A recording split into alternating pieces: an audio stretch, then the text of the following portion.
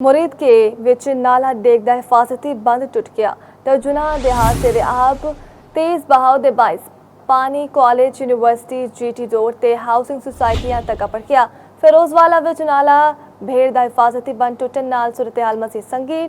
दो दिहाड़े लंघन के बावजूद कई रिहायशी इलाकों विचों 6 तो 7 फुट पानी मौजूद। PDMA के मुताबिक रियासत में कालाबाग चश्मा के तोनसा के मुकाम उत्ते नीवी दर्जे का सैलाब बरकरार। दरिया रावे विच भी संधनाई के मुकाम उत्ते दरमियाने दर्जे का सैलाब मौजूद है। PDMA ਨੂੰ ਹਿਫਾਜ਼ਤੀ ਬੰਦਾਂ ਦੀ ਮੁਰੰਮਤ, ਸ਼ਿਗਾਫ ਬੰਦ ਕਰਨ, ਪਾਣੀ ਦੀ ਨਿਕਾਸੀ ਤੇ ਬਹਾਅ ਨੂੰ ਕੰਟਰੋਲ ਕਰਨ ਬਾਰੇ ਬਰੀਫਿੰਗ ਦਿੱਤੀ ਗਈ। ਉਹਨਾਂ ਨੇ ਜ਼ਿਲ੍ਹੀ ਇੰਤਜ਼ਾਮੀਆ, ਰੈਸਕਿਊ 1122, ਮਹਿਕਮੇ ਆਬਪਾਸ਼ੀ ਤੇ ਹੋਰ ਮੁਤਲਕਾ ਇਦਾਰਿਆਂ ਨੂੰ ਹਿਦਾਇਤ ਕੀਤੀ ਕਿ ਇਮਦਾਦੀ ਕਾਰਵਾਈਆਂ ਹੋਰ ਤੇਜ਼ ਕੀਤੀਆਂ ਜਾਣ ਤੇ ਆਪਸ ਦਾ ਰਾਬਤਾ ਹਰ ਹਾਲ ਵਿੱਚ ਬਰਕਰਾਰ ਰੱਖਿਆ ਜਾਵੇ। ਮੁਰੀਦ ਕੇ ਵਿੱਚ ਨਾਲਾ ਡੇਕ ਦਾ ਹਿਫਾਜ਼ਤੀ ਬੰਦ ਟੁੱਟਣ ਨਾਲ ਦਰਜਨੋਂ ਪਿੰਡ ਪਾਣੀ ਥੱਲੇ ਆ ਗਏ। ਤੇਜ਼ ਬਹਾਅ ਦੀ ਵਜ੍ਹਾ ਤੋਂ ਪਾਣੀ girls degree college, skills university, GT road ਤੇ ਹਾਊਸਿੰਗ ਨਿੱਜੀ ਸੁਸਾਇਟੀਆਂ ਤੱਕ ਪਹੁੰਚ ਗਿਆ। ਹਜ਼ਾਰਾਂ ਲੋਕ ਤੇ ਮਾਲ ਮਵੇਸ਼ੀ ਮੁਤਾਸਿਰ ਹੋਏ, ਜਦਕਿ ਰੈਸਕਿਊ 1122 ਦੀ ਕਸ਼ਤੀਆਂ ਦੇ ਜ਼ਰੀਏ ਮੁਤਾਸਿਰ ਨੂੰ ਮਹਿਫੂਜ਼ ਥਾਵਾਂ ਉੱਤੇ ਮੁੰਤਕਿਲ ਕੀਤਾ ਜਾ ਰਿਹਾ ਹੈ। ਮੁਖਤਲਿਫ ਰਿਲੀਫ ਕੈਂਪਾਂ ਵਿੱਚ ਖੁਰਾਕ, ਸਾਫ਼ ਪਾਣੀ ਤੇ ਤਿੱਬੀ ਸਹੂਲਤਾਂ ਮੁਹੱਈਆ ਕੀਤੀਆਂ ਜਾ ਰਹੀਆਂ ਨੇ। ਫਿਰੋਜ਼ਵਾਲਾ ਵਿੱਚ ਨਾਲਾ ਭੇੜ ਦਾ ਹਿਫਾਜ਼ਤੀ ਬੰਦ ਟੁੱਟਣ ਨਾਲ ਸੂਰਤ-ਏ-ਹਾਲ ਹੋਰ ਸੰਗੀਨ ਹੋ ਗਈ ਹੈ। 2 ਦਿਨ ਗੁਜ਼ਰਨ ਦੇ ਬਾਵਜੂਦ ਕਈ ਰਿਹਾਇਸ਼ੀ ਇਲਾਕਿਆਂ ਵਿੱਚ 6 ਤੋਂ 7 ਫੁੱਟ ਤੱਕ ਪਾਣੀ ਖਲੋਤਾ ਹੈ।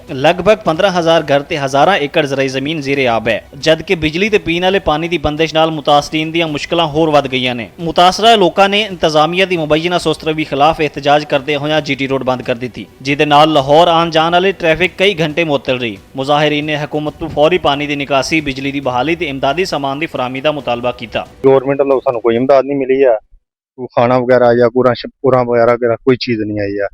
ਲੇਕਿਨ ਲੋਕ ਕਾਫੀ ਫਸੇ ਹੋਏ ਨੇ।